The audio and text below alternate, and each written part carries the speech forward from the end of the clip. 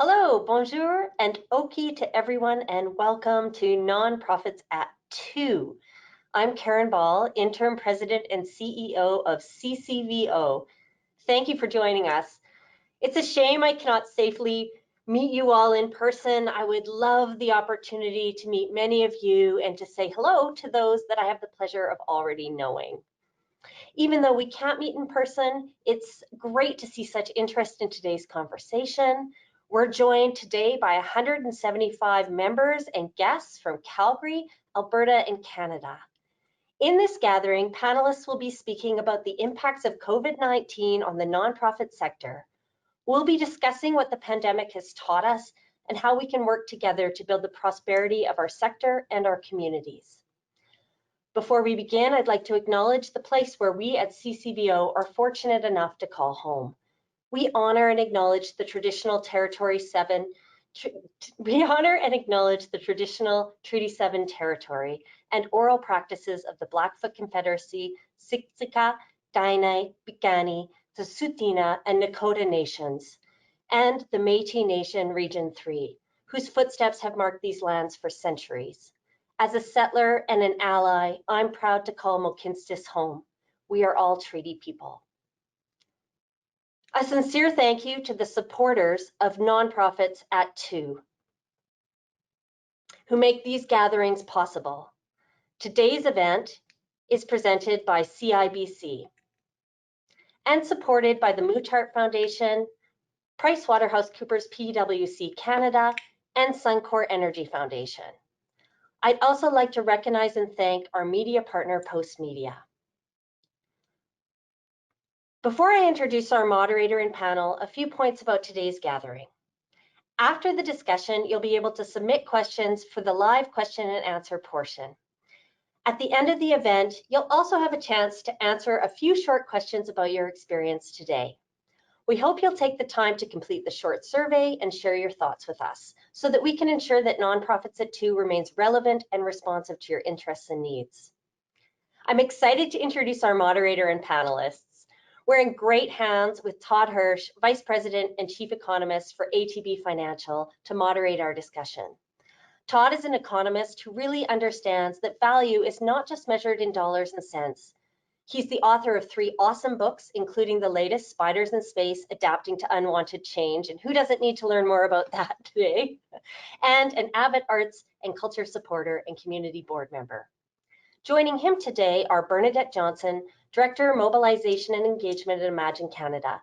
Bernadette holds a Master's in Conflict Studies and Philanthropy and Nonprofit Leadership. She's worked in the sector in Rwanda, in Ottawa as an MP staffer, and for Canada's Truth and Reconciliation Commission. In her role with Imagine Canada, she has a national perspective on how pandemic has affected the charitable and nonprofit sector. CCVO encourages all nonprofits to join Imagine Canada in supporting their national efforts to strengthen our sector through this time and beyond. Vinod Rajasekaran, publisher and CEO of Future Good. Vinod was co-founder and executive director of Impact Hub Ottawa and managing director of Riedel Hall Foundation. His groundbreaking work in social R&D is referenced around the world. Future of Good is a fast-growing digital publication with a mission to cover stories, innovations, and trends shaping the social impact in Canada. If you're not familiar with Future of Good, I encourage you to visit their site and follow them for intelligent, interesting, and relevant content. Also consider participating in their Build Back Better, impact-focused leaders conference taking place this November. Melanie Thomas, Senior Director of Emerging Opportunities at Community Foundations Canada. Melanie is responsible for exploring development and scaling new initiatives. She has worked nationally at Bell Canada, Goodman's LLP, and Scotiabank, and internationally with nonprofits in India, Cambodia, Moldova, and Russia. Melanie led Community Foundation Canada's participation in the Emergency Community Support Fund, a $350 million emergency funding program administered in part in Calgary in partnership with the Calgary Foundation and the United Way. Since the launch of the support fund, community foundations have made over 2,600 grants to organizations in every province and territory across Canada. And Pamela Uppal, policy advisor at Ontario Nonprofit Network. Pamela's work over the past 10 years has focused on creating gender equitable systems by bridging frontline work, research initiatives, and policy advocacy. She holds a master's degree in women's studies and feminist research from Western University and currently leads the ONN Future of Work file with a nonprofit and gender-based intersectional lens alongside the Decent Work for Women project. ONN's Resetting Normal reports on funding a thriving women's sector and Women, Decent Work in Canada's Fractured Care Economy provide necessary and critical information on gender equality and the pandemic in Canada. I encourage you to read and follow this work. Thank you all for joining us today. We're looking forward to hearing about your experiences during the pandemic thus far and your thoughts for prosperity moving forward. I'm now going to hand things off to Todd as he gets the conversation started. Well, thank you so much, Karen, for that kind introduction, and thank you to the CCVO for organizing and hosting this really exciting event. Like Karen said, I wish I could be with you all in person. It's challenging in a lot of ways doing things over webinars. There's advantages too. We don't have to travel. Our footprint is far less, but there is something with that human interaction that is missing. Nonetheless, we will carry on in a very 2020 way, doing this over webinar. And also, as Karen mentioned, I'm very happy to be part of this because as an economist, I am particularly mindful of the contribution that the not-for-profit sector does make and building community, especially even before COVID. I've long thought that there's these two poles, government and the for-profit sector, that seem to be in this tension between each other. But we can often lose sight of that third pillar, which is community, which is the not-for-profit sector, which plays such an important role. And I also believe that moving through COVID, we don't really talk about when COVID ends because we, I think, have to talk about living with COVID and moving through this time. I think the role of the not-for-profit sector and building strong communities is going to become even more important. So I'm very honored and very excited to be moderating this session this afternoon. And also the four panelists that Karen introduced, I think it's great. They're all from outside of Alberta, which I think brings a really nice richness to the conversation here in this province. It's not that we don't have a rich conversation already, but when we can bring outside voices into our conversations here in Alberta, I think it's even adds to the richness. So I'm very happy to be here this afternoon. Now, are the other panelists ready to go? Maybe they want to turn on their videos.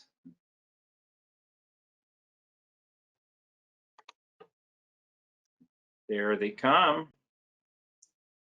We'll wait for the other two. There we go. Welcome all the panelists. Now, you've already been introduced, but what I'm going to do is ask each one of you to give a very, very brief, high-level description of what your organization does. All of you are, you head up organizations that in some ways are umbrella or network organizations. So I want you to be very brief because we want to spend more time on the questions and getting to the conversation. But let's start with Melanie for a very brief 2-minute description of your organization, Community Foundations of Canada.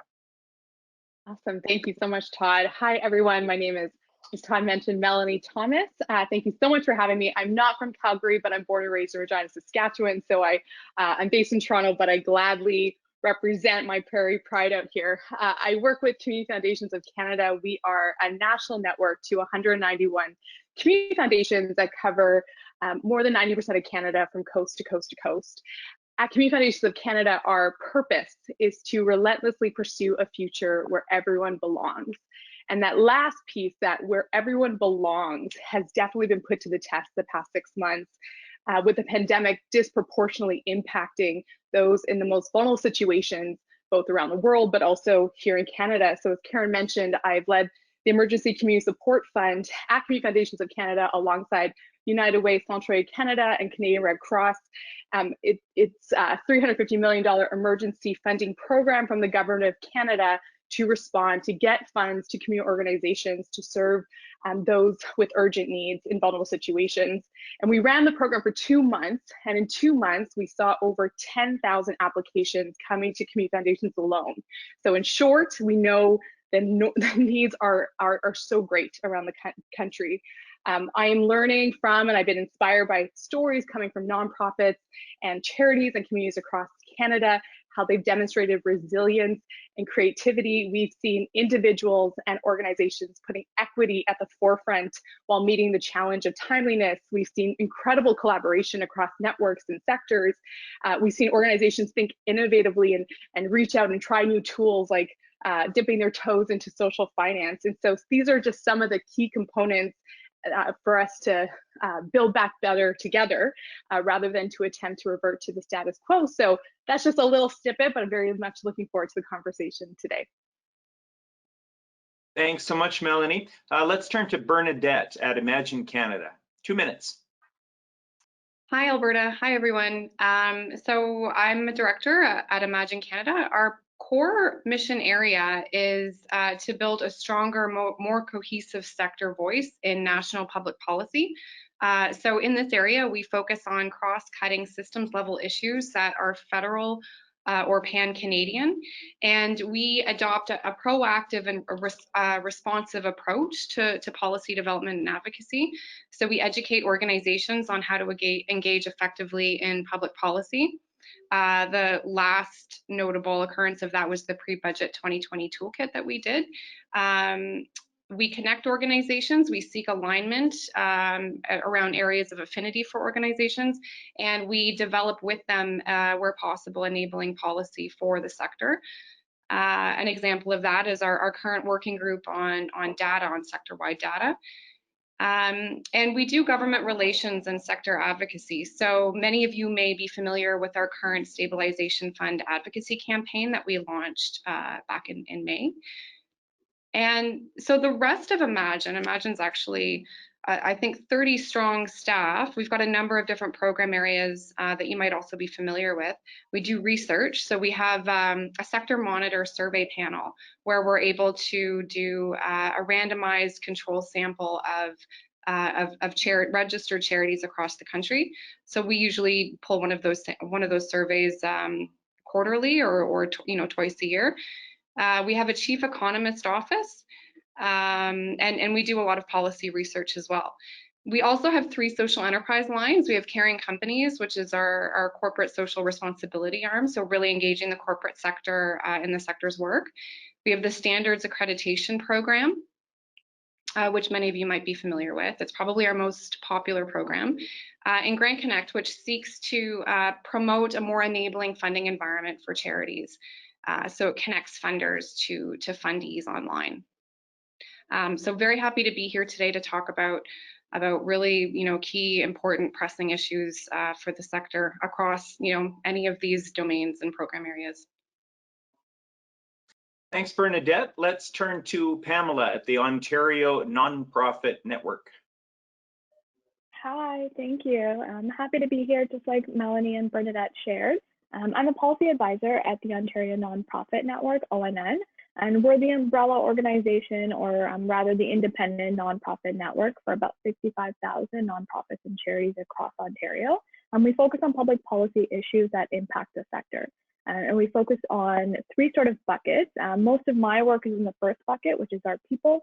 So really looking at policy issues impacting our paid labor force as well as our volunteers in the sector. And we also work in our financing, which is very interesting because it not only looks at the way in which nonprofits and charities receive funding and the way in which they operate, but also looking at how nonprofit business models deliver better services, which I'm really excited to talk about today, and leaning into sort of community wealth building within communities. And then the third one is our regulations, different regulatory environments that impact the sector and the way in which they do their work. And as soon as COVID hit, just much like Imagine and CSC, we hit the ground running and really sort of leaned into our network to make sure they were being supported during this time.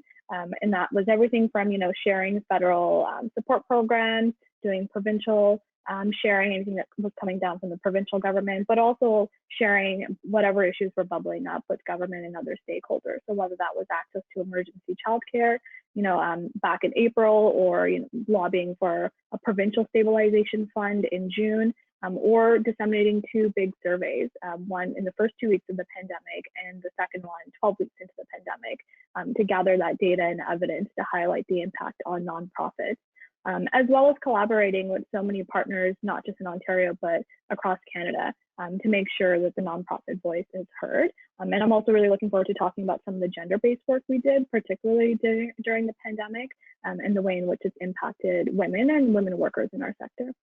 So happy to be here as well, and looking forward to the conversation. Thanks, Pamela. Thanks for joining us. Last but definitely not least, Vinod from Future of Good. Thank you, Todd.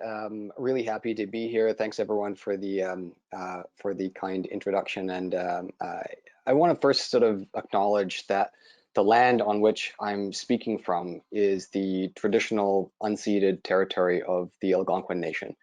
It is land that was colonized, land that we now call Ottawa. And this is important to me as a settler to this land, as a first-generation immigrant who moved here when I was 9. I want to acknowledge the privileges I have as a settler, and like all settlers, that I'm a guest on this land. So let me tell you a bit about Future of Good. We're a fast-growing digital publication that covers the world of social impact in Canada, and the contribution that we're making to this space is, as you folks know, the social impact world is growing and changing rapidly in this country.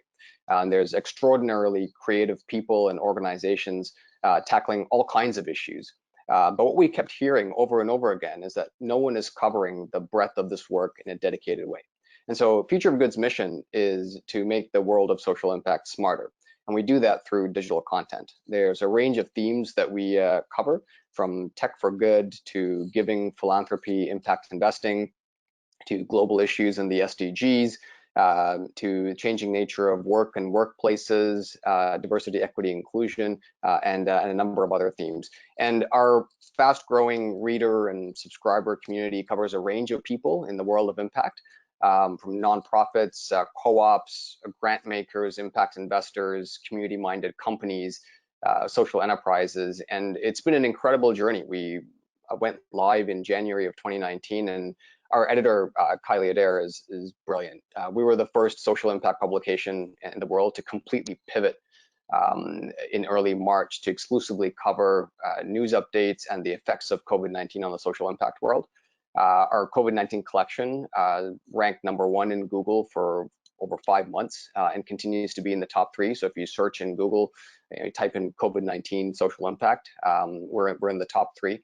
And our COVID-19 collection overtook our homepage as our most viewed page since Future of Good went live in January of last year. About 2 months ago, we announced the next evolution in our editorial direction, which we call Build Back Better. And it's been really, really exciting to look at recovery and rebuilding.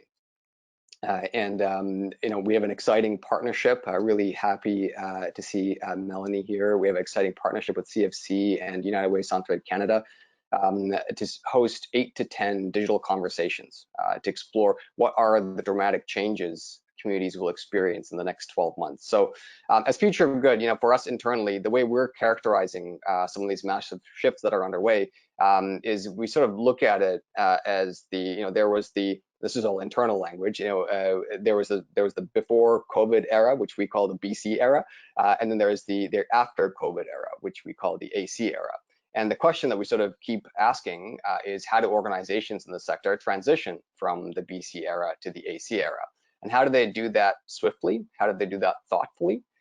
This sector has a massively important role to play in a forward-looking recovery. Fantastic. Thanks to all 4 of you. I love the diversity and all of the various backgrounds that each of you bring and the voices you bring. So thanks again for being here. We're going to dive right into the questions, and we've got a nice long period of time. We've got about 40 minutes or so for the questions to the panelists. And then we are opening it up to questions from the viewers. and you, I think, have instructions on how to do that, and I'll be able to moderate the questions that come from you, the viewers. But let's dive in with these questions. And I'm going to start, first of all, with Melanie. Now, we know, I mean, so much has been written and said and talked about, you know, where we are right now in COVID. But let's look into the future. Let's look into the post-COVID, or maybe we talk about it as we move through this COVID time. Two-part question for you. What does a prosperous community look like? And what role does the nonprofit sector play in getting us there? What are some of your thoughts around that? Coming out with a big question right at the top, but so important to the conversation. You know, as we think about what is, you know, as Vinod put it, an AC after COVID time look like, there's three things came to mind when I think about a vibrant and prosperous community. One is in all sectors, you know, beyond the social sector, that the voices around the table and at the front lines, they look like the communities we serve, and we have an opportunity right now to make those adjustments. Second, for community organizations, that they feel empowered, and so moving from a dependency to an empowerment model, and part of that is leaning into new areas and try new things. And it's one thing we've had to learn during COVID is to try new things and live life a little differently. And so what does that look like on an organizational scale? And the third piece is a new level of multi-sector collaboration and integration. And you know, from across the country in early days of COVID, we just saw this incredible response. If I can brag for a bit about my hometown province in Saskatchewan, we saw South Saskatchewan funders, community organizations, municipalities gathering every day virtually for 3 months to triage the biggest needs in their community. Similarly, in Saskatoon, city crisis emergency services, along with agencies, along with funders, responding to what are the needs around food security. And so as communities have leaned into new relationships and moved that to action in this time of emergency, just so much incredible trust has been built. And so I you know, started to hear and see stories of how that's transitioned into, you know, as we move hopefully towards this AC period of time. But I think leaning onto those models of collaboration and being willing to try things, to do things a little differently, both individually and organizationally, will move us towards a more prosperous community. Fantastic. Let's jump to Pamela. How would you describe what a prosperous community looks like as we move through COVID, and the role of the not-for-profit sector? Echoing everything Melanie said, but sort of adding to that, I think for us here at ONN and just looking at the sector, it's people-centered. Whatever the future looks like, it's people-centered, community-centered. I think for a very long time, we've seen that not happening, and seeing the centering of capital, seeing the centering of capitalism, of profit. And what has that cost us? The detriment of what? To workers, to communities, to protection, social protections, labor protections. And so, you know, I must admit, I think at the end of May, when we were talking on our team, I was like, kind of getting excited a little bit, because I'm like, oh my God, like, you know, everything we've been saying about care work, care economy, EI modernization, minimum wage, employment protection, people are going to see it now. People are seeing it now. The general public is seeing it. So we don't have to build that momentum anymore. And, you know, hope and excitement around, you know, all the different phrases everyone has been using, whether that's, you know, future of good, building back better, resetting normal, you know, gender equity and pandemic recovery. And so all of that was really exciting to see and to happen, and really happy that the narrative in public domain has changed quite a bit when it comes to those. And so I'm really looking forward to future being more people-centered and community-centered. And one of the ways that I've been thinking about that, and we've been thinking about that at ONN in terms of nonprofit, is really looking at the nonprofit business model. And so I had the opportunity to work with Canadian Women's Foundation over the past couple of months to write 2 papers. One was on funding a thriving women's sector in nonprofits, and how they're sort of, you know, at the forefront of gender equity and advocacy work for other equity-seeking groups. And the second one was on care work, decent work for women. And we looked at the way in which 3 essential services, childcare, long-term care, and gender-based violence violence are essential, are part of the care economy and care work, and how they were the fastest and most hardest hit, the most precarious, and needed really needed to be built back better in a much different way for them to be sustainable as we recovered from the economy. And one of the things that we found when it came to particularly childcare was the way in which nonprofit business models actually facilitated better childcare. So the connection really is we had better working conditions, decent work, which drove quality. So you had higher quality spaces, which is why we were able to deliver better models. And again, the one thing that I think we sometimes forget is that we are mission driven and we are mission oriented. We don't have to gain a profit, and we don't have to give money back to shareholders. That's not our bottom line. Our bottom line is investing back in the communities. And so we really see an opportunity to be able to do that as we start to build back. And childcare is just one example. Long-term care is another example in Ontario, and I know BC's already done some great work around that. But looking at how the long-term care model can be a nonprofit business model versus a for-profit business model. Yeah, so that's sort of what we're looking at, and I think nonprofits are very uniquely positioned. I think we're ready to communicate our value in delivering better service models, better working conditions for workers, and just being able to build thriving communities better, what we've been doing for so many years. Great, thanks so much for that. Let's jump to Vinod. How would you respond to that? What a vibrant, prosperous community looks like, and the role of the not-for-profit sector in getting us there. Yeah, thank you, Todd. Yeah, the question that we're asking ourselves at Future of Good, and then sort of put it out there to everyone before the weekend. Take a couple of minutes and close your eyes and reflect on this. But really sort of think about, what do you want your community to look like this time next year, right? Pamela mentioned reinventing and rebuilding economic models. Now, last weekend, I reread Milton Friedman's seminal essay that was published ages ago. It was around this time in 1970 in the New York Times Magazine. And it was called "The Social Responsibility of Business is to Increase Its Profits." And as a side note, I just want to say that none of the panelists here today were actually around then, yet we're responding to a lot of the blind spots by the Friedman model over the last 50 years. Like, I think it's absurd that fresh food, daycare, elder care, housing, getting around in our communities, utility bills, broadband internet access have become so damn expensive. Like, the livability is getting beyond reach for so many people, and COVID has amplified these inequities. So how do we create and support new community solutions in childcare or elder care or fresh food? These are the questions that we need to be asking. And as a sector, we need to be at the tables that are shaping the future. As a sector, we have a number of assets, all kinds of assets, and we need to engage as equal partners, right? So as an example, the nonprofit sector has a ton of community knowledge, has a lot of community data. And I'll give you, a couple of quick cases here. Canada has a thriving artificial intelligence field. It's big in Alberta, as you know well, right? And when Vector AI Institute opened up in Toronto, they had all kinds of partners listed on their homepage, on their website. But where were the nonprofits? Like, there were no nonprofits listed there. Machine Intelligence Institute opened up.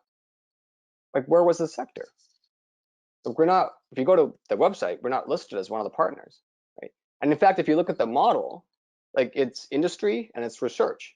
Like, it really feels like community's missing. So our role is going to need to be that we leap forward and show up differently. Like, our posture has to be that we have a ton to contribute to the AC era. And Melanie's here from CFC, and Melanie, you probably know this, and you folks probably all know this, that community foundations fund nearly every food bank in this country and have for many decades. And think about all that data, and what we can do with that if we applied artificial intelligence to that, right? So the way we show up and the way we think about our own value has to change. and we have to show up to shape the future. You know, another quick example that I'll give is, you know, the tech sector in this country is one of the fastest growing sectors, right? Yet when we think about philanthropy, it's often the older industries, you know, financial services and retail and media and others. There's going to be a massive injection, just to let you folks know, there's going to be a massive injection of new philanthropic capital in this country from that sector in the next 15 years. So where are we? Like, how are we showing up to that? Like at Future of Good, we did an entire special report about 6 months ago on tech philanthropy. And one of the things we learned is that tech philanthropy doesn't really show up to places that we show up, right? They don't show up at the same conferences and summits that we show up in. So we have to show up differently to shape the future. And that should be one of our roles to drive community prosperity. Fantastic. Thanks, Vinod. And I loved how you referenced the 1970 Friedman essay and correctly noted that none of the panelists were around, but you also correctly excluded the moderator, who was around, but I was only a baby, so I'm not responsible for anything in that essay. But thank you for that. Bernadette, last but not least, your response to what does a vibrant, prosperous community look like and the role for nonprofits? Sure. Well, just I think filling the gaps in what everyone's contributed so far. I think you know, these are all really great visionary visions for the sector and for communities. I think, you know, not to get all academic, but I really I like this new framework that I've learned from a book that David LePage recently published called Marketplace Revolution, where he talks about a new kind of community capital. And he talks about reframing what value and capital really looks like. So rather than, you know, profits at the expense of everything else, he talks about how communities need different kinds of capital and markets should be there to advance real value according to this kind of framework rather than concentrated wealth. So value according to cultural capital, so diversity and respect, arts and recreation, human capital, so valuing learning, employment, health and training, physical capital, so the natural and built environment, economic capital, income equality and affordable living, and of course, social capital, so people connections, the glue of communities. So charities and nonprofits are the real experts at these building blocks of community health and well-being. But I think, you know, bringing the question back a little bit, I think that this, you know, underlying question that we're all trying to answer exists because there is a sense that during times of crisis, there's an opportunity for change. But I don't think that we can prescribe what that looks like yet beyond this kind of a framework. Or else, you know, honestly, you might end up with privileged areas of the sector deciding what that looks like. I think that, you know, from what we're seeing at Imagine, since the beginning of the pandemic, we reached out to organizations across the country and developed a bit of a story bank, you know, recounting their experiences. And it really is a privilege to be able to adapt and survive and think about the future for a lot of organizations right now. The sector, you know, is continuing to experience just a wrecking ball through its complex web of ecosystem and relationships.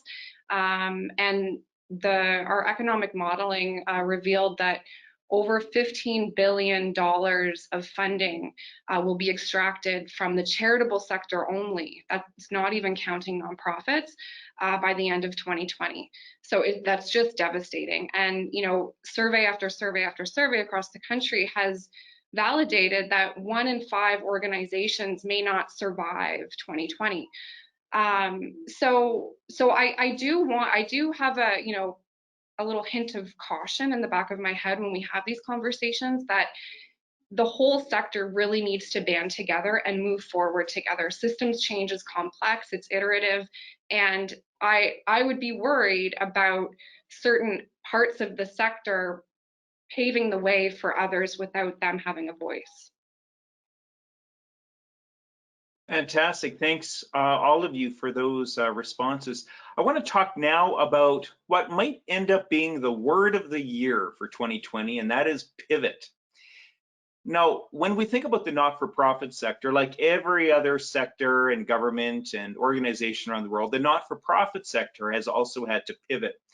Can you describe, the next question gets to this, the idea of how would you describe the shifts and the pivots that are necessary in the not-for-profit, and maybe how other sectors might support the not-profit while they pivot? Let's go back to Vinod for the first response. Yeah, thanks, Todd. This is super insightful first round. Yeah, so pivots. There's about sort of 10 shifts that we're following and covering at Future of Good, and I'll just mention a few adaptations for the AC era. The first is the sector really needs to be far more digital and data savvy. A third of Canadians can't afford their internet right now. And this isn't going to change anytime soon. And there's a whole range of services and programs that need to move online. And the sector's done a really extraordinary job to date of pivoting and moving those online, but so much more needs to be done. And in particular, we are really, really good at keeping accessibility in mind, when it comes to programs and services in person. But the online world and the online accessibility world is very different, and so that's really important. Financing, a rebuild and the next version of this sector is super critical. And Pamela spoke about this, Bernadette spoke about this. That is all kinds of new models of funding, of fundraising, where we don't go back to the old fragile exclusionary models. They won't matter much in the AC era. And sort of the third thing I'll sort of quickly point to is a sector that is anti-racist and inclusive, right? And more than 50% of nonprofits don't collect data on diversity. Just last week we published a story on toxic work environments in the sector, and only 22% of grant makers have a formal DEI policy. Like, all of the microaggressions are adding up. And the makeup of our sector is going to fundamentally change. It is changing, and power and privilege is going to be challenged. So, and the last thing I'll sort of say about adapting to a new reality and the AC era is, as we transition from the AC to from the BC to the AC era, a number of organizations are revisiting their strategic plans, and we're getting a ton of inbound on this. And what I would say is that the AC era isn't just calling for a new strategic plan. Like, you have to revisit your entire theory of change. There are assumptions in your theory that they won't stand in the AC era. And the onus really is on your team, your board, to convince your stakeholders why your BC era theory of change is still relevant in the AC era. And the last thing I'll say is that, impact in the AC era really boils down to how much organizations in our sector prioritize and invest in growing your employees' professional knowledge. Like, there is a ton of talent in our sector, but how do we invest in that talent thoughtfully? There's always going to be more ideas and insights outside your organization than there'll ever be inside. So what really matters is if you can stay current, how fast you can update your understanding of the world, and learn, unlearn in a fast-changing sector. Let's shift over back to Bernadette. What kind of shifts and pivots do you see that the nonprofit sector are going to have to make? So yeah, I think, while wearing my policy hat, I think that many have seized on this moment as a time to think big and bring transformational change in communities, and I think that is absolutely something that the country needs for all the reasons listed.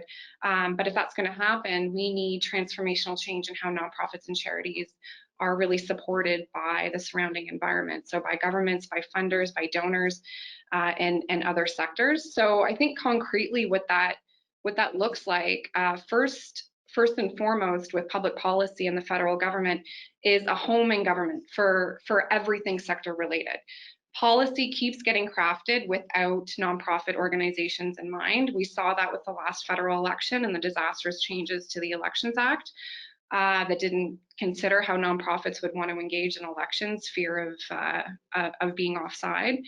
the wage subsidy, the Canada Emergency Wage Subsidy, was crafted for business, and eligibility just extended for nonprofits, and we had to fight for that. The last economic downturn, the wage subsidy did not include nonprofit organizations, and this time it did, but it wasn't crafted with charities and nonprofits in mind. So we had to fight again to have eligibility requirements extended for the diverse and unique needs of our organizations. So this is costly and time consuming. And the implications of this disconnect between the sector and government have real impacts on organizations. These are organizations that can't afford, lobbyists, like expensive lobbyists, to go and do this work for them. So we need a better funding environment, and this also relates to public policy. So, administrative costs for grants and contributions need to be covered.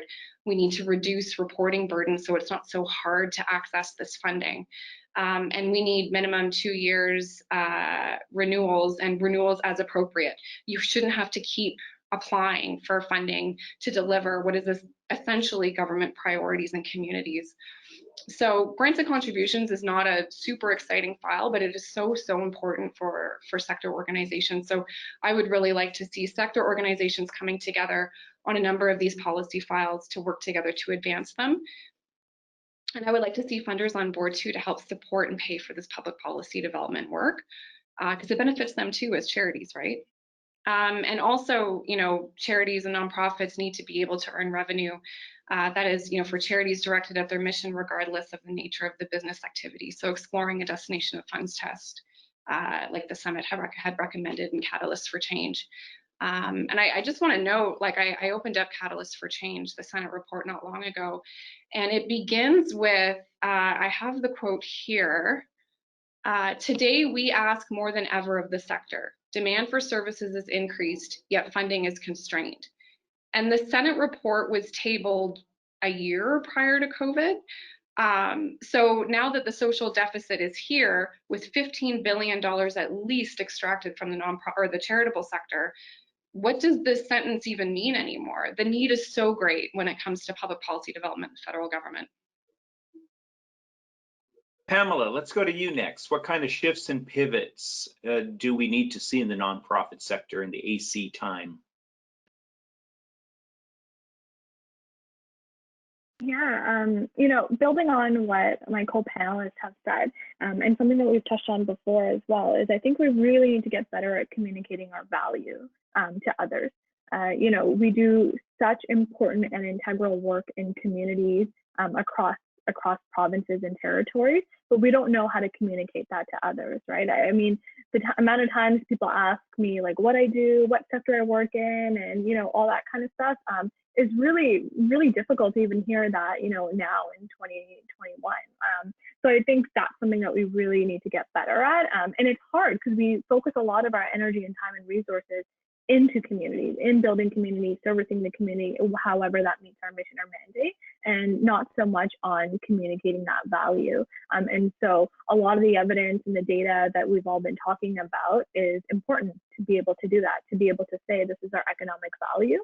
And this sort of speaks to the next point that I wanted to make was, positioning ourselves as a partner. I think, we mentioned it when we began this conversation around, there being sort of the for-profit and government, and then not really knowing where the nonprofit sector or nonprofit and charitable sector sits, and sort of, what kind of dynamics that builds between us and other sectors, as the forgotten one, the third sector, or not even, mentioned when we're thinking about rebuilding or recovery. So it's really important for others to start seeing us as a partner to, government, partner to for-profit, whichever way we can think about it, but as equals in delivering services and building communities. And just, thinking about decent work as well, and thinking about the future and the future of work. We're actually in a really unique place as a sector. Robots are not going to take all our jobs. Future of work is going to be very, very different for us. We're on the spectrum of our jobs are growing. A lot of care work and care economy work sits in our sector, and that's the fastest growing occupation and industry if we look over the next 10 years. And more technology is going to be used in our sector to help us do the work that we do, not necessarily replace the work that we do. And so we have a real opportunity to really bolster our labor force. The better supported our labor force is, and better decent work, wages, benefits, that sort of thing, professional development, stability, the better we can recruit, the better we can retain, and the better we can build back better and reset normal and do some of all that important things that we've been doing. So bolstering our labor force for the future is super important as well. And then sort of echoing, what everyone else said as well, really being self-reflective and looking at our structures and representation and working through an intersectional lens. I led the Decent Work for Women project over the past 3 years. And one of the things that I found was it was really easy for to talk to people in the sector and for them to talk about the issues that their clients were facing, their communities were facing, but it was really hard for them to pivot and look at themselves as workers or look at themselves as employers, and what that means. So I really hope that moving forward, we're able to do that more in a systematic way around representation and looking at our structures, intersectionality, and in all senses of the word, and how we approach the work that we do and our structures. And really sort of pushing this out that, meeting the needs of the most vulnerable, the most marginalized actually raises the floor for everyone. And so having, again, circling back to better communication of our value as a sector. And finally, Melanie, anything you want to add? The other three panelists, boy, they've I know they covered some territory. And you've got the honor of being last on this question. Anything you want to add or maybe underscore what they've already said? Yeah, I think I'll lean into the underscore portion. Nonprofits have been pivoting for so long, pivoting to not just to survive, but to address what the needs are as they change in communities. And so I think part of it is, as Bernadette was talking about, is questioning what are those barriers that's kind of forcing this hustle, forcing this pivot constantly. The world has changed, so much has changed in terms of technology in the last 10 years, and yet predominantly our charity law is really outdated and doesn't suit the needs of what we're seeing in communities. So, as we talk about what does racial equity look like in our sector, what are the barriers to grassroots organizations flourishing and actually serving their own communities? Part of that is the barriers of the regulations and prohibiting funders from being able to fund those type of smaller grassroots movements. And so I think part of the pivot is we really need to, so it's a hard struggle. Changing laws and regulations is a hard struggle, but that's the world we live in, and so we can't give up on it. And part of that is this growing area of social finance and social enterprise. One example based in Edmonton is Sage Seniors Association, which is a charity but also has a social enterprise arm, and we just saw through the pandemic how much their social enterprise helped their financial resilience and allowed them to continue their programming. And so as we want to see that resilience through the sector, we need to push and make sure that there's actually policies and rules that allow it, so that our nonprofits aren't constantly having to find what the right partner is, qualified donee to apply to this. And there's just a series of barriers. And as we talk about capacity, who gets left behind, who has the hardest time accessing the capital. And I think that's an area that as a sector, we need to keep pushing to pivot.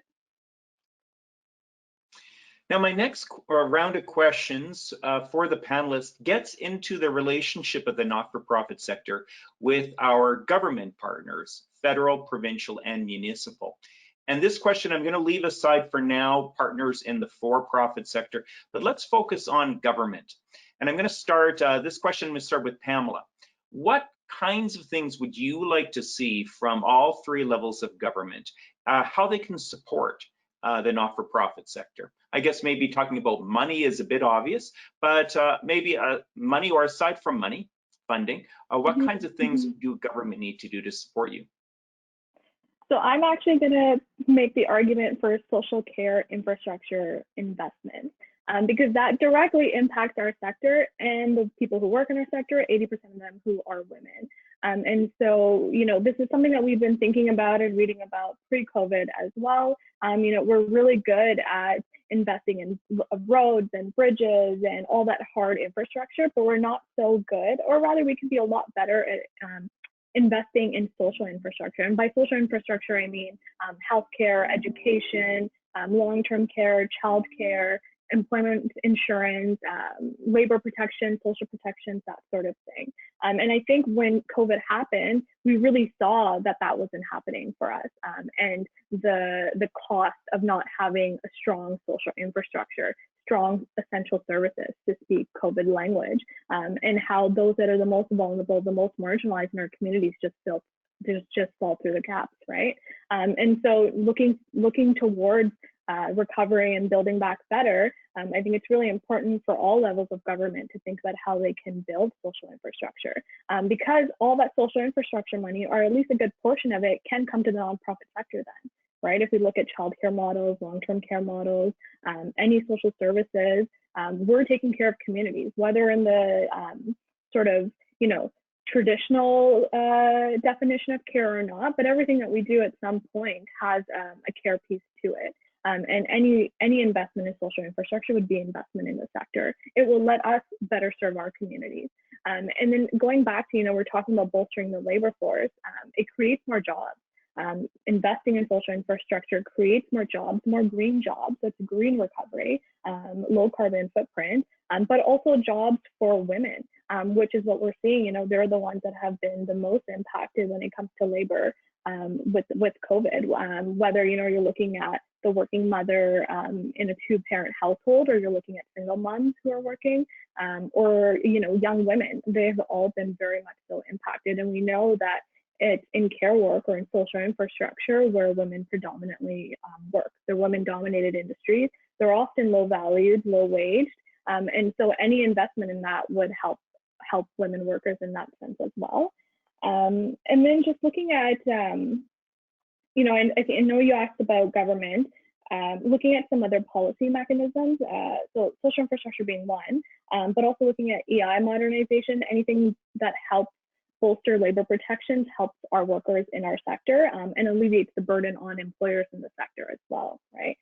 Paid sick leave is another big important piece, and so is childcare. And I'll say this from employee perspective, we've been hearing a lot, and I'm sure you're hearing it in Alberta as well, but a lot of different nonprofits and subsectors worried that their workers can't come back to work because there's no childcare, right? Or this on and off work that the second wave is sort of creating, right? You're isolating for 2 weeks. If your child gets sick, you're isolating for 2 weeks with them. And so what does that mean, right? So having more publicly managed or publicly funded, or however you want to characterize universal childcare models, would be important. Same with paid sick leave. And a future of work agenda that includes our sector. And I think Vinod had sort of touched on that too. Any recovery and having a sector representatives or a sector table that looks at recovery. We know that the systems that we had before weren't working. We know we pivoted really well, and I think now it's a time for us to do some more advocacy work around ensuring that we build the kind of future that we want to see, whether that's a future of work, future of communities, etc. So we've all heard the joke, I'm from the government and I'm here to help. So Vinod, let's turn to you. What kinds of help and support would you see that governments at all three levels could provide?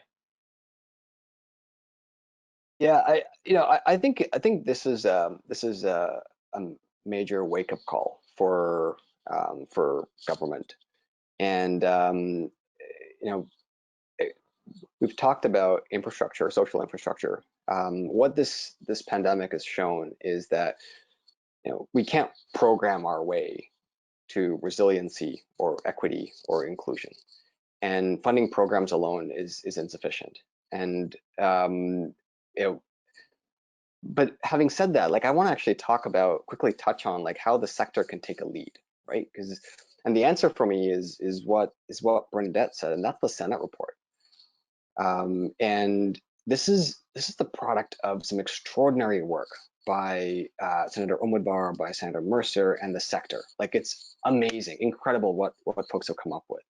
So as a sector, let's identify the top priorities that will matter in the AC era, and let's get to work ourselves. Now, we have to lead. We have to take charge. Many of these recommendations don't require government intervention. Pamela mentioned labor force and recruitment and retention. So let's put in place an HR council that's fit for the 21st century so we can better understand our labor market needs and skills shortages, which we haven't had since 2013. We contribute about 8% to the GDP, but we don't have reliable national data on the skills shortages we have. So how do we know what we should focus our skills on, where we need skills across the country, which areas, which regions, which issues, right?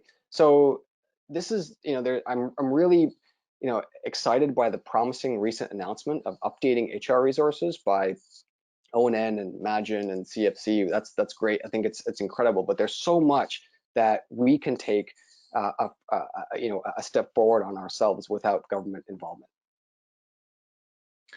Melanie, let's turn to you. And I do want to remind, because we're sort of butting up to the top of the hour, if you have some questions for the panelists, I already see a couple that have come in, but make sure you type your question in.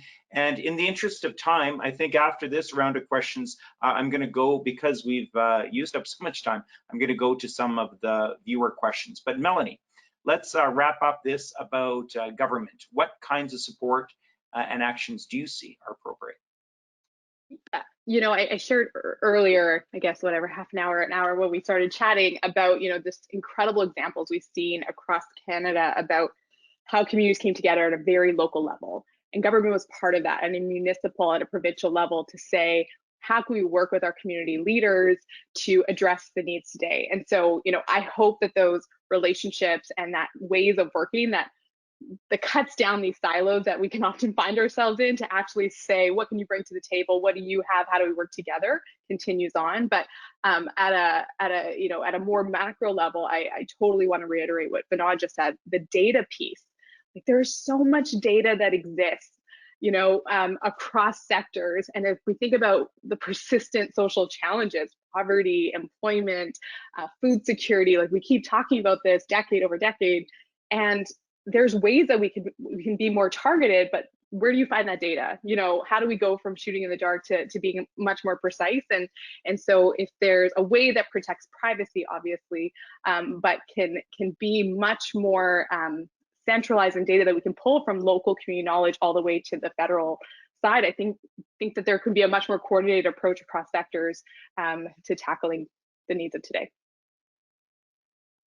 Okay, and Bernadette, you get to wrap up this final question. We'll give you the final word.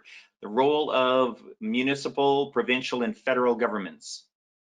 Sure. So I'm actually a bit hopeful about the federal government at this time.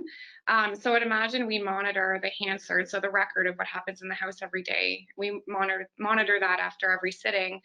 And the amount of MPs that are standing up in defense of the sector in their communities is something we have never seen. So we keep track of all the MPs that have made these interventions, and there's more than 50 of them, of sort of new sector champions on the Hill, that I think for the first time have really seen what's at stake in communities if nonprofits are not up to capacity. So, and I think it's really worrying MPs, because communities are the ones that vote for them, and they care about their communities too. And they're also hearing from nonprofits. Like, nonprofits are really active right now, despite the strain that they're feeling. So I think, for the last 2 decades, I'd say the government, there's been a culture of or policy of benign neglect with the charitable sector federally or nationally.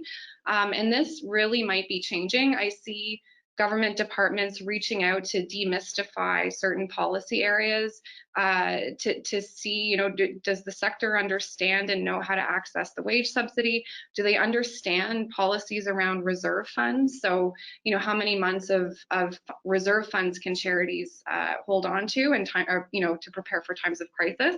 Fundraising policy, like when can you be offside with that?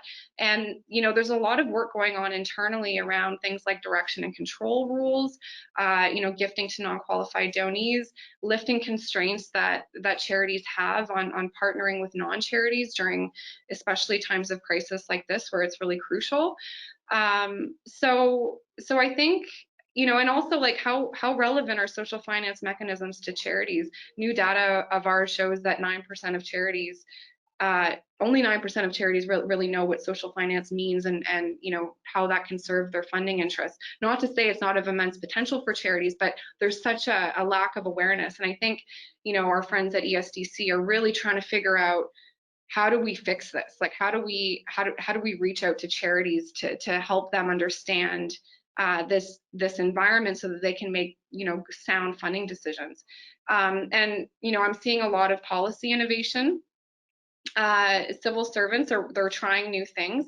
After the George Floyd killing in late May, I was reached out to by my friends at Department of Finance, and they were actually interested in anti-racist tax policy for charities, which is something I had never heard of. So it was a whole new realm. Like I think they're dipping their toes into really, interesting areas and pushing boundaries, and they seemingly have more and more the mandate to do this. There's an interest in the sector.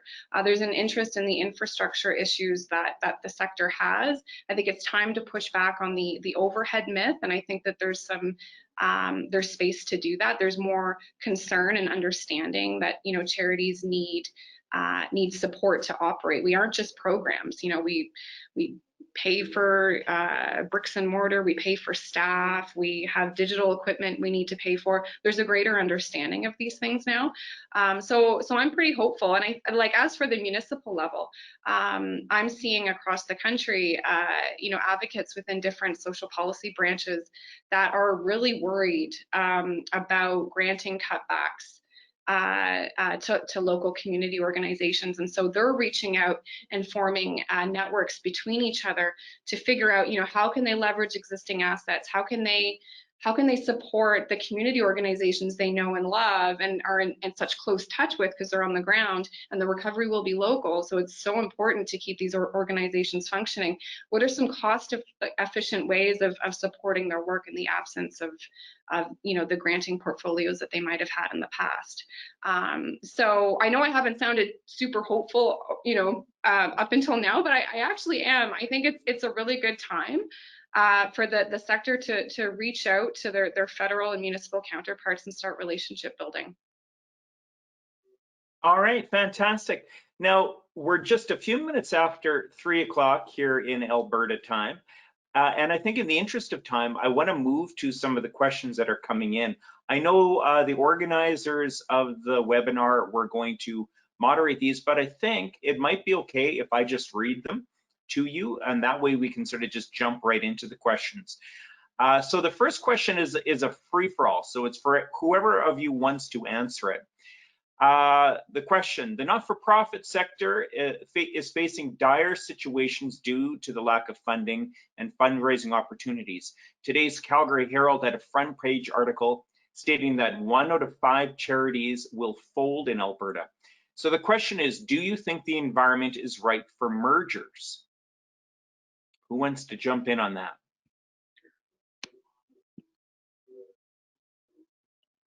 That's tough. It's pretty technical. But we are seeing, I think, willingness to do that, and organizations exploring that in different parts around the country. And the media has actually been a little bit interested in that as well, as another, learning that that's something that can happen in different areas of the sector. But they're challenging.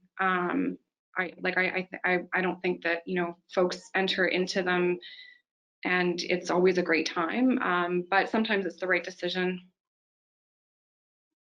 Any of the other 3 panelists, thoughts on mergers? Are we going to see that? Is that the right solution? Right, just go ahead, Vinod. No, go ahead. Pam.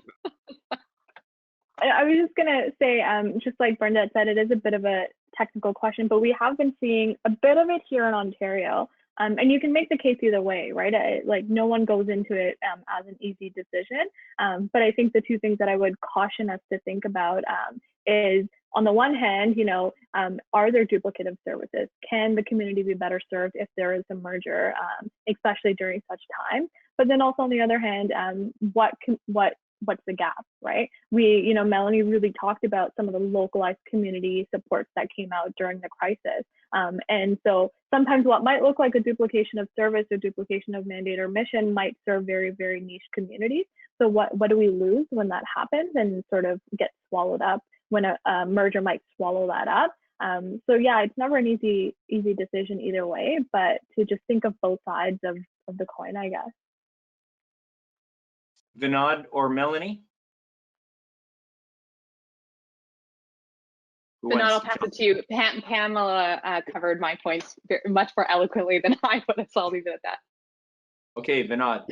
Yeah, no, I was going to say, yes, we are seeing some of this, as Bernadette and Pamela have said, and this is not a new thing, although it is something that we don't really talk about.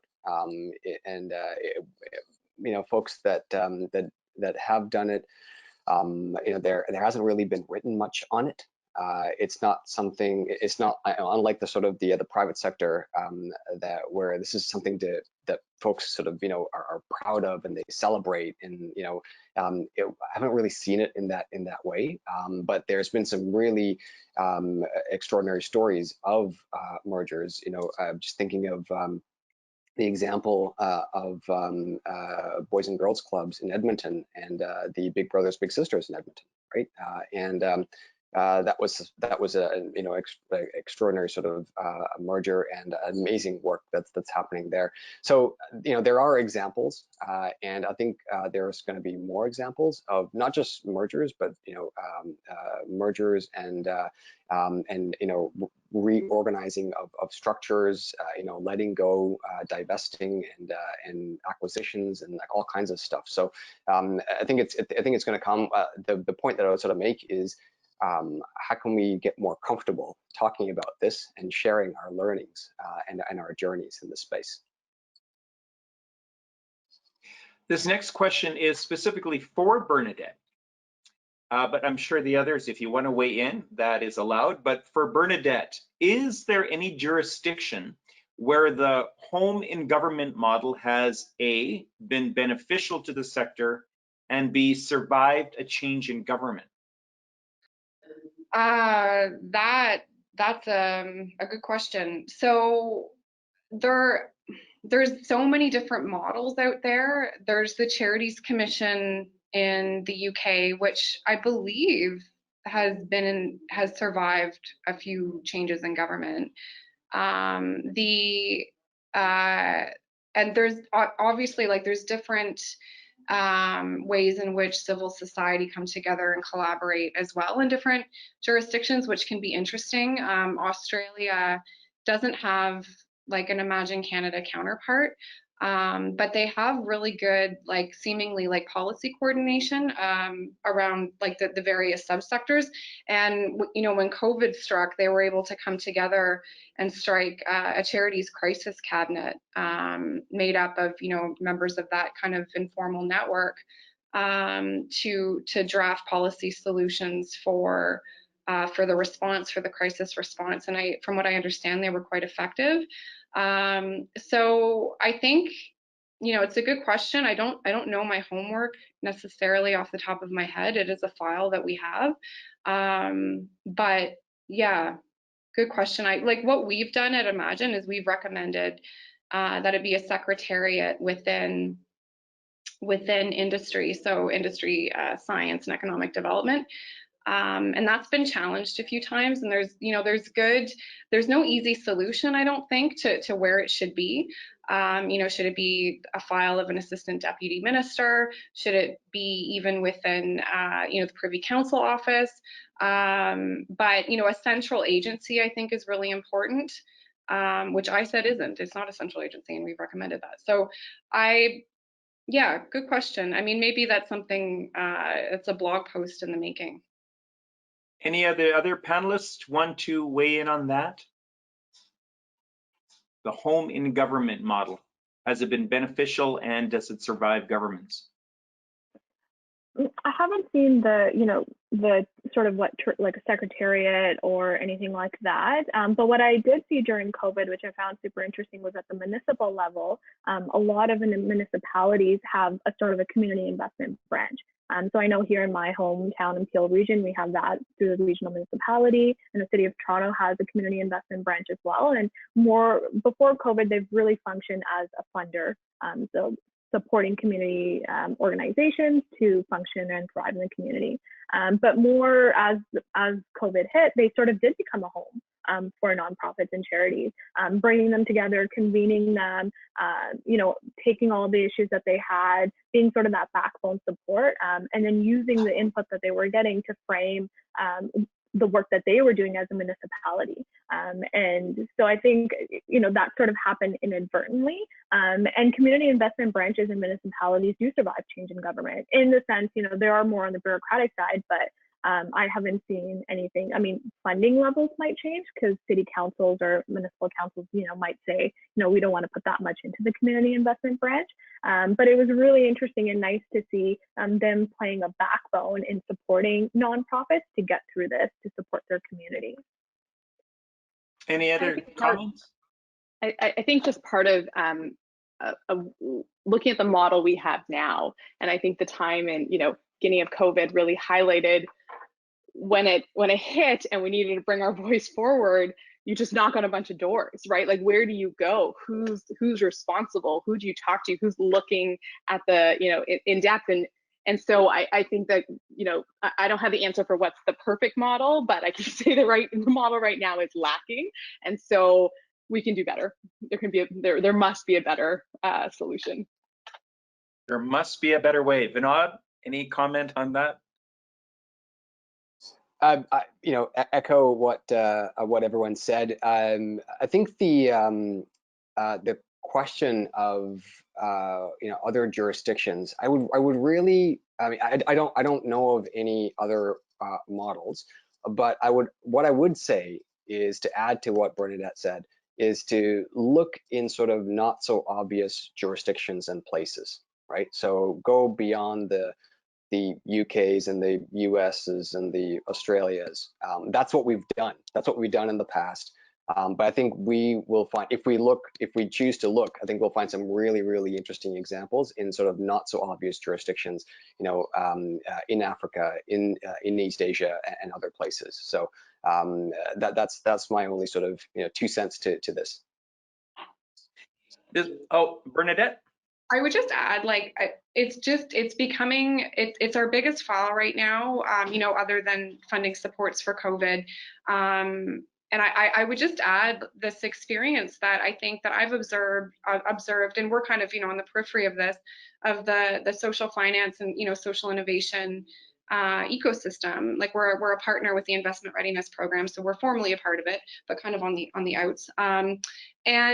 And we've observed, and we've participated in it too, trying, the advancement of the recommendations that were in the Social Innovation and Social Finance Co-Creation Steering Group report. There were 12 recommendations. They were really good. There was a lot of just sort of foundational support for the sector as a whole within these recommendations, as kind of like an acknowledgement that in order for organizations to take advantage of social finance, they have to have capacity. And the intention of the steering group was that this would be a social finance strategy to be advanced as a whole. It was a holistic, developmental strategy that couldn't be fragmented, or else it wouldn't be successful. It couldn't be sort of like piecemeal applied. But the 12 recommendations span at least 6 departments. So in observing the advocacy work and trying to get this social finance strategy implemented, it's insane. You go to meet with one minister about the strategy, and he says, well, or she, I can't speak to the other 9 recommendations that are in that strategy. You're going to have to go talk to procurement. You're going to have to go talk to the Treasury Board. You're going to have to go talk to ESDC. And there's no way for these really important conversations, and societal issues are increasing in complexity. The solutions are going to be complex too. whatever the mechanism, it's not going to be perfect, but it needs to be something. This next question, I'm particularly interested in this because I think it speaks to how competitive it is becoming, and maybe even more so in a difficult economy. But the question is this: I suspect many charities will struggle with an increase in cost per dollar raised. Do you agree? And what do you expect the effects of this to be? And it's a free-for-all, so anyone jump in.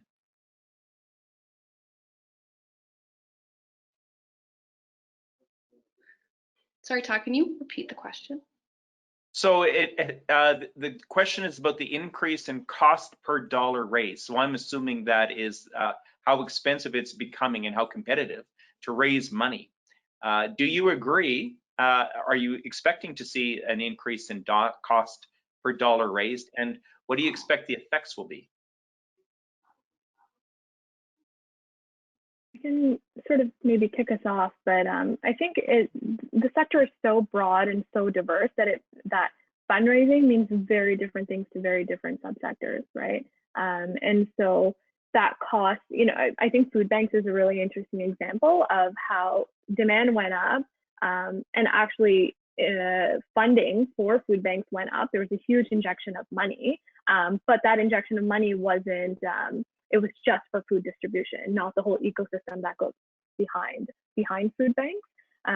So, I mean, and that's food banks. And if you look at gender-based violence services, they often have their own galas and fundraisers, but they've also seen an injection of money from federal and some provincial supports as well. So I think maybe the better, or another question might be how is fundraising changing and how it's playing a different role.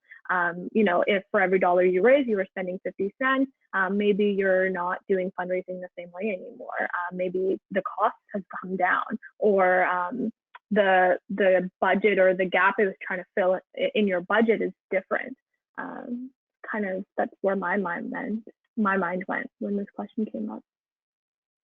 Any other thoughts on that one? Yeah, I think similar to what Pamela just shared, like I'm not sure if the cost per dollar, like it might, and it for sure will in some circumstances, but I think our methods, that will change. So maybe there's a cost per dollar that's going to be added in kind of a research and development phase of what does fundraising look like during COVID, and how is that different, and how do you connect with donors differently? And so I think there's a lot of pieces around doing things completely differently or in a whole different platform that we've done previously, but I don't know if across the board the cost per dollar is necessarily going to go up.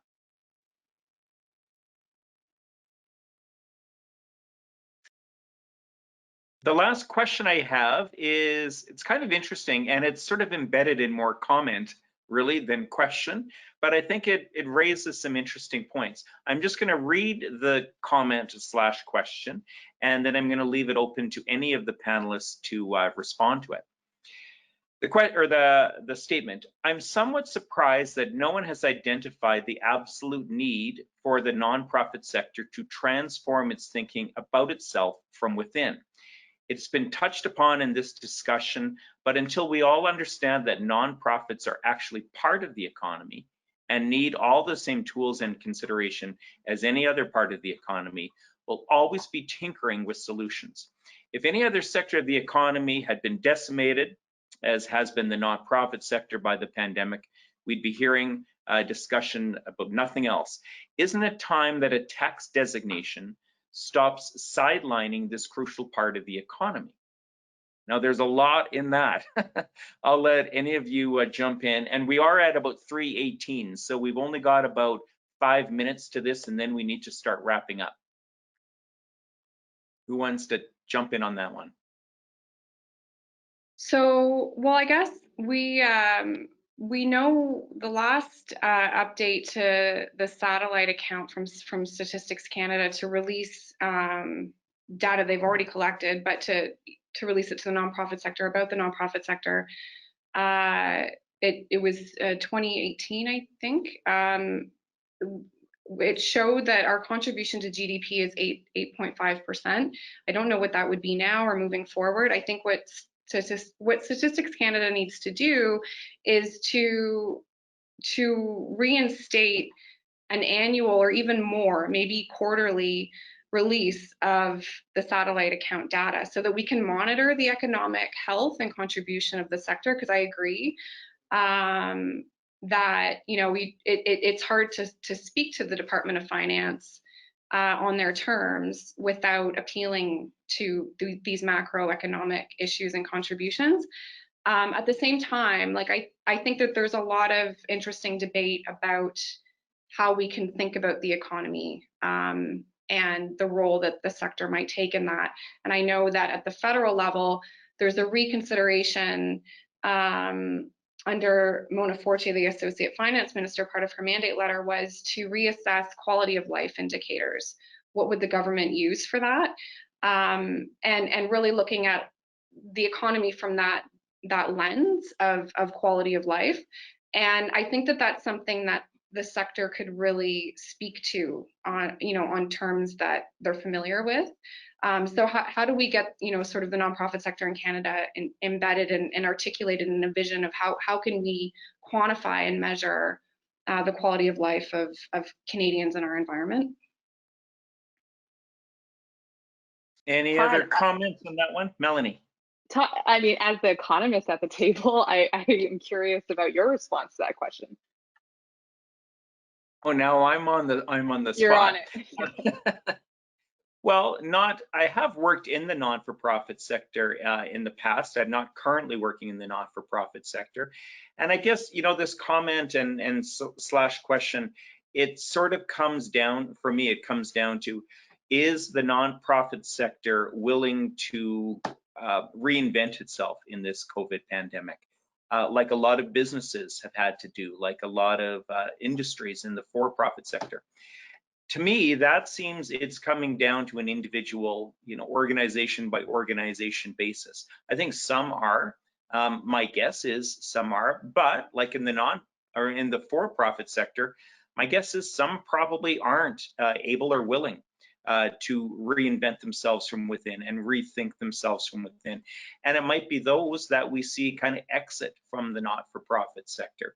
So I don't know, I think it was an interesting question and comment, but I think it's maybe too broad to say that no one in not-for-profit is willing to reinvent themselves, because I do think it's happening. Vinod or Pamela? Yeah, I take your comment about, reinvention, but the willingness piece, not so much. I think Bernadette said this in the beginning, but we also need to look at the environment in which nonprofits function, right? If we look at all the federal supports that came out, nonprofits had to fight and advocate. Imagine CFC, ONN, CCVO, we're all, advocating so we could be included in those federal supports. So, businesses might pivot quicker or be more resilient in that way because the environment is created for them to be so. If small businesses go out of business, it's a huge cover story, right? But if your local, homeless shelter closes or your big brothers, big sisters closes, maybe not so much. So I do think, that's where we need to see other sectors sort of recognize that we need that same environment and the same rules and the same sort of regulations and legislation that works for profit isn't going to work for us, given the way our systems and structures are put together. And just kind of adding to that also, what we do is you have to translate that into economic value to quantify it. That in of itself is labor, right? And that in of itself takes time. And we're relying on others like StatsCan to do it, but we're not able to do that as a sector for a number of reasons. And so, really looking to what care economy people are doing, feminist economics, feminist economists are thinking about how to change the way in which we calculate GDP, because it doesn't take into account any of the work that goes inside our home, that takes place inside of homes, that allows for labor to function, that allows for people to go and work and earn their wages from 9 to 5. And I think there was an Oxfam report earlier this year that talked about, women's unpaid labor in the home is 10 times, the value is 10 times than Apple, the company right now. So that translation, I think, of our value into economic means in of itself is a flawed way to look at it if we want to reinvent ourselves, but also takes a lot of labor that we're too busy, servicing at the front lines to do that. There's also, I would add to that, that the community economic development subsector in the broader sector is doing some really interesting, innovative work. And it's all, I think, related to this idea of how do we reimagine like a more democratic economy or local economy.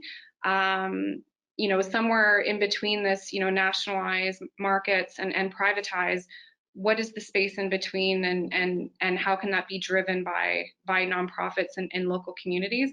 And so, like I said at the beginning, this framework of community capital across 5 different dimensions, or 4 different dimensions, including or 5, including the financial capital, but seeing value, as Pamela noted, not purely in terms of profit gains. Well, we are rapidly running out of time. I've got one more question, and then I see Karen kind of jumping in there, but I want to wrap it up. I want to give each of you one word. So this isn't going to take long, Karen, don't worry too much. One word from each of the 4 panelists when you think about the future of the nonprofit sector as we move through COVID. What's the one word that comes to mind? Let's start with Vinod.